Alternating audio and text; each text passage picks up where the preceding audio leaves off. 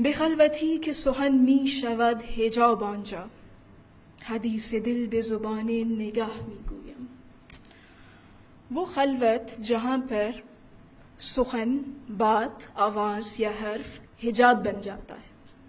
وہاں میں اپنے دل کی بات نگاہوں کی زبان سے کہتا ہوں۔ آپ دیکھیں گے کہ جو صوفیاء اور جو عرفاء اور جو اہل نظر ہیں اور جو انہوں نے کلام لکھا ہے، چاہے نثر میں ہو چاہے شاعری میں ہو، اس میں انہوں نے فوقیت دی ہے یا ترجیح دی ہے خاموشی کو کلام پر یا تکلم پر یا گفتار پر۔ اور وجہ اس کی یہ ہے کہ جب گفتگو یا بات بنیادی طور پر کیا ہے، کوئی خیال آپ کے ذہن میں آئے گا، آپ کے دل سے اٹھے گا اور آپ اس کو الفاظ کا لبادہ پہنائیں گے۔ اصل اس کا معنی یا وہ خیال ہے جو آپ کے دل یا ذہن میں ہے۔ اب وہ خیال اور وہ معنی تو بے انتہا ہو سکتا ہے، اس کی بے انتہا جہتیں ہو سکتی ہیں، لیکن جب آپ نے الفاظ میں اس کو کہہ دیا کہ چند الفاظ کے مجموعے میں اس کو ادا کر دیا، تو پھر وہ مقید ہو جائے گا، پھر وہ انہی الفاظ کے دائرے میں اور اس کے دائرے کار میں سمجھا جائے گا۔ شمس تبریزی جو مرشد تھے مولانا روم کے، جلال الدین محمد بلخی کے، اور ایک بہت ہی غیر معمولی اور بہت عجیب و غریب شخصیت کے مالک تھے، ان کے ہمارے پاس ڈسکورسز ہیں مقالات شمس کے نام سے۔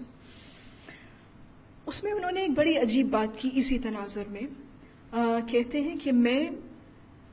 بات کو یا سخن کو کہتا نہیں ہوں، وہ میرے اندر رہتا ہے اور ہر لحظہ نیا رنگ بدل کر اور نئے معنی کے ساتھ آشکار ہوتا ہے، کیونکہ میں اسے لفظوں میں ادا نہیں کرتا اور میں اس کو مقید نہیں کرتا۔ اب یہ کیسی عجیب اور کیسی ماورائے عقل بات ہے۔ اچھا، اسی طرح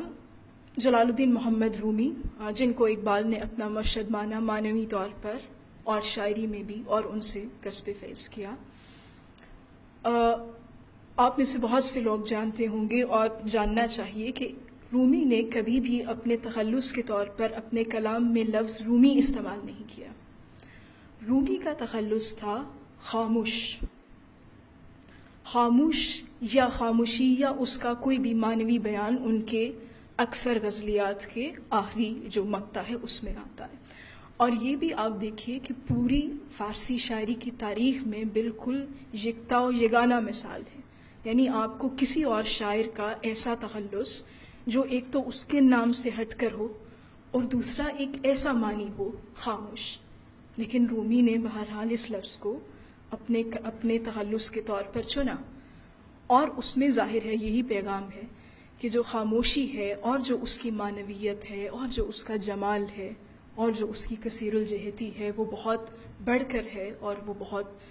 زیادہ توجہ اور ترجیح دیے جانے کے لائق ہے گفتار کے مقابلے میں۔